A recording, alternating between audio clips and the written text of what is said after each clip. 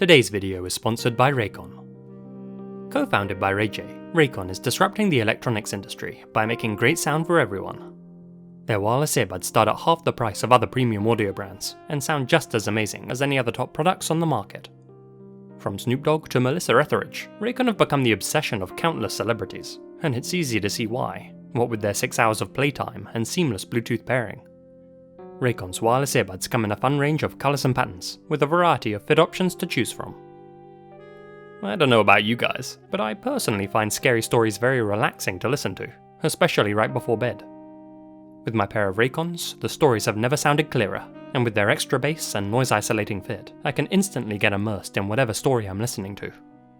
Best of all, Raycon earbuds are so compact and comfortable that I can easily drift off to sleep while wearing them, something I found very difficult with other brands.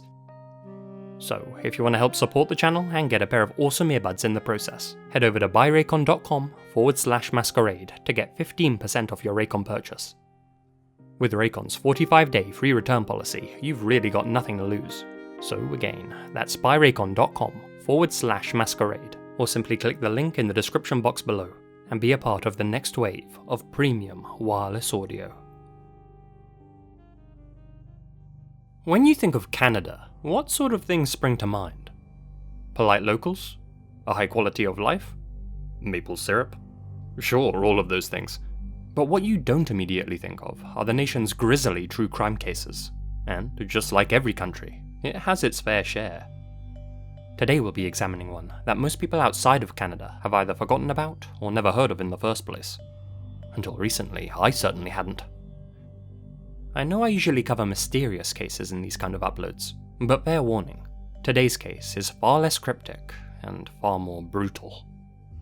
It exposes the frightening reality of how dangerous strangers can be, how fragile our lives really are, and how swiftly and unexpectedly they can be taken away from us.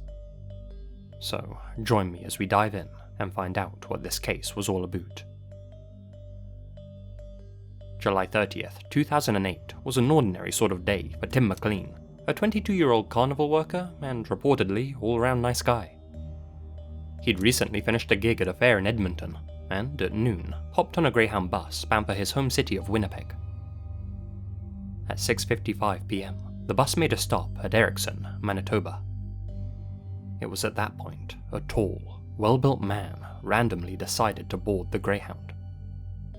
That man was Vincent Lee. Standing over 6 feet tall, with a shaven head and donning sunglasses, Lee would have been quite an intimidating figure to run into in a dark alleyway at midnight. But this wasn't a dark alleyway at midnight. This was a public bus in the early evening, and despite his size and admittedly strange appearance, nobody on board paid Lee much attention, least of all Tim McLean. Tim was used to travelling for work, and always brought his headphones along to make the long journeys go by faster. He sat at the very back of the vehicle listening to his music, and paid no mind to Lee, who had just taken a seat at the front of the bus. He was just another guy on the Greyhound, a guy he would never meet, and who would never have an impact on his life. After some time, the bus came to a brief halt at a rest stop. It was at that point that Lee stepped outside to have a smoke. Passengers near the front of the Greyhound noted that he seemed a little agitated. When Lee reboarded the bus, he took a look at his seat at the front, but, seemingly dissatisfied with it, he instead walked to the back of the bus and sat down next to Tim McLean. Tim, who was half asleep and deaf to the outside world thanks to his headphones, opened his eyes and took a quick glance at Lee. Being athletic himself, Tim felt secure enough to shut his eyes once again. There's no way he could have guessed what was going through Lee's head at that very moment. If he had, he wouldn't have drifted off to sleep like he did. It was almost 8:30 PM. The bus rumbled on through Saskatchewan, the legend of Zorro playing on the TV screen.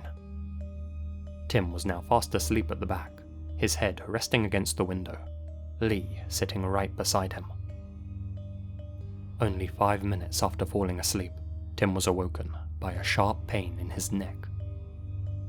Lee had just pulled out what one passenger described as a Rambo knife, and was at that very moment repeatedly impaling Tim in the neck with it. It's the stuff of nightmares. To be sleeping peacefully, completely oblivious to the outside world, only to be awoken from your dream by a killer attacking you. To wake up in total confusion, only to experience your last agonizing moments on Earth. Tim had been caught completely off guard, and there was nothing he could do to save himself. He clutched desperately at his neck as Lee continued to thrust his massive hunting blade into it. Tim let out a chilling scream, which other people on board described as something between a dog howling and a baby crying. Screams now began to roar throughout the bus, first at the back, then at the front, as the reality of what was happening dawned on everyone. All the while, Lee's face was completely expressionless. There was no emotion behind his decision to butcher Tim, no rage or hatred. The pair were complete strangers. Tim tried his best to fight back, throwing himself on top of Lee to stop the thrusts, but it was all in vain. He fell to the floor of the bus, his screams turning to gurgles, as a straight-faced and unfazed Lee continued to robotically puncture him. The driver of the bus quickly pulled over to the side of the road and opened the doors. All of the other passengers made a run for the exit as the Lee dragged his blade around the circumference of Tim's neck.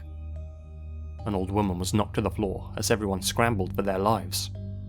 One mother, sitting near the massacre, threw her toddler several rows forward to get them away from the danger zone.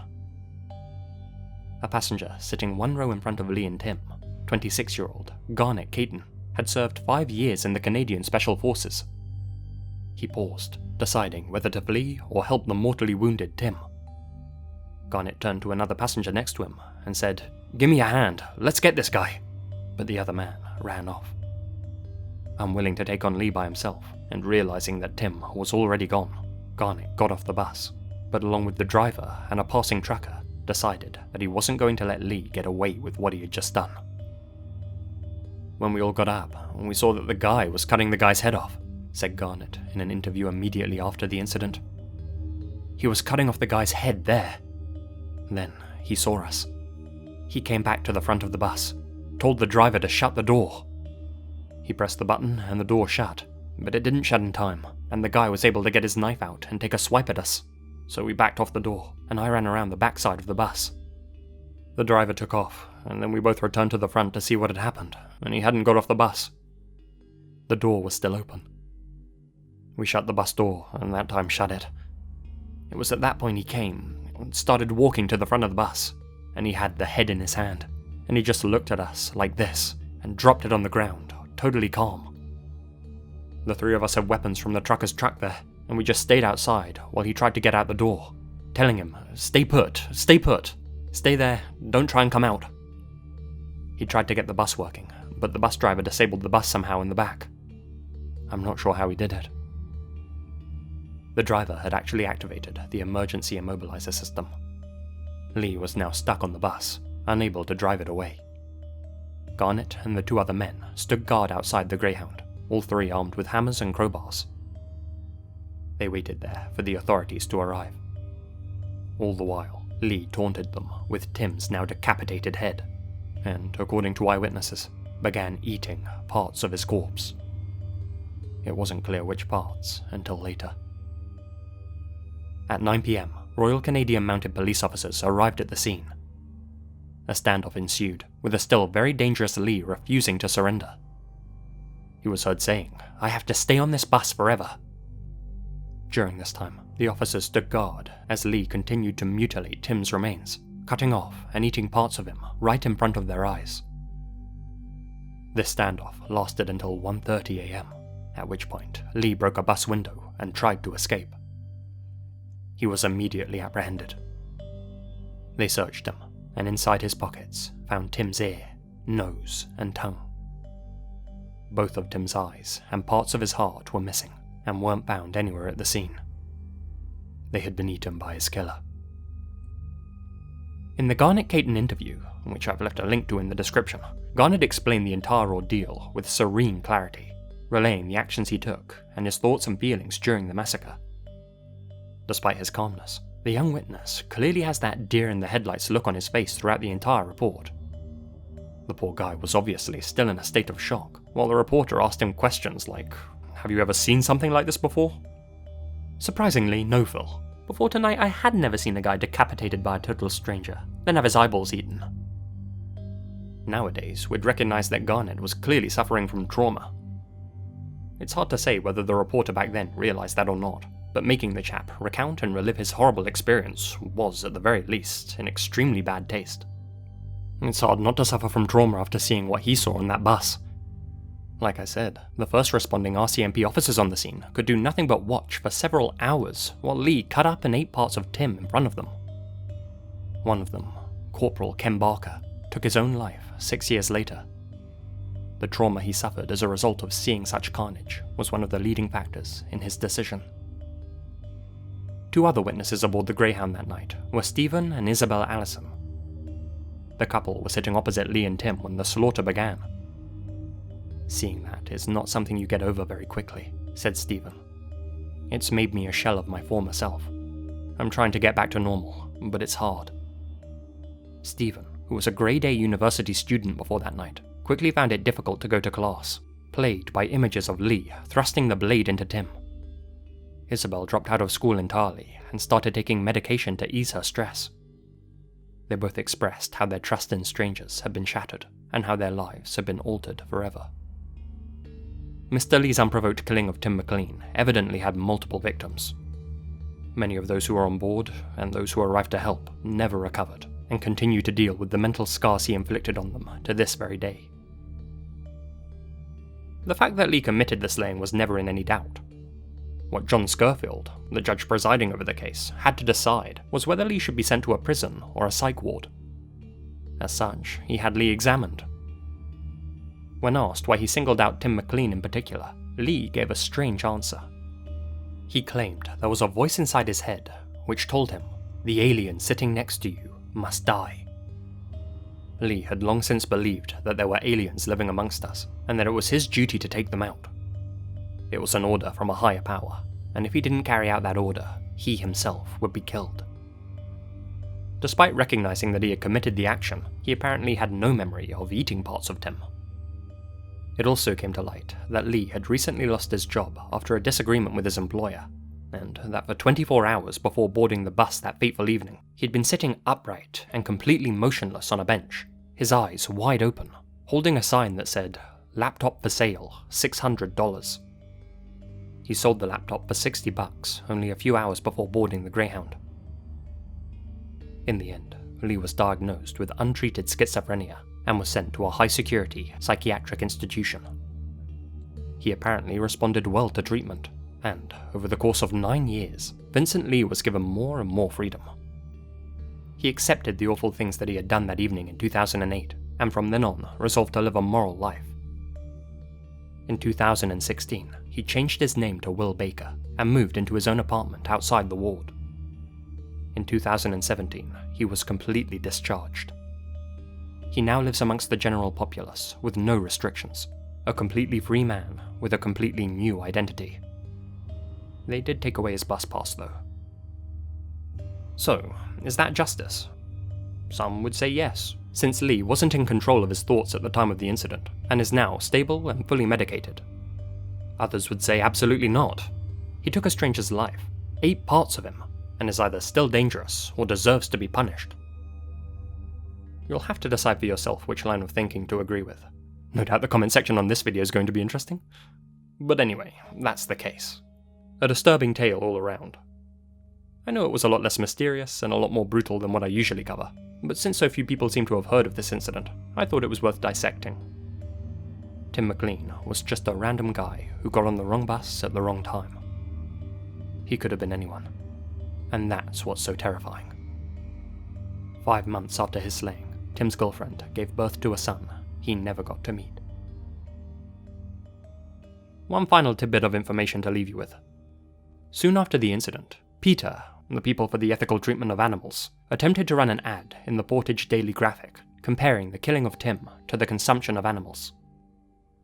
The paper refused to run the ad.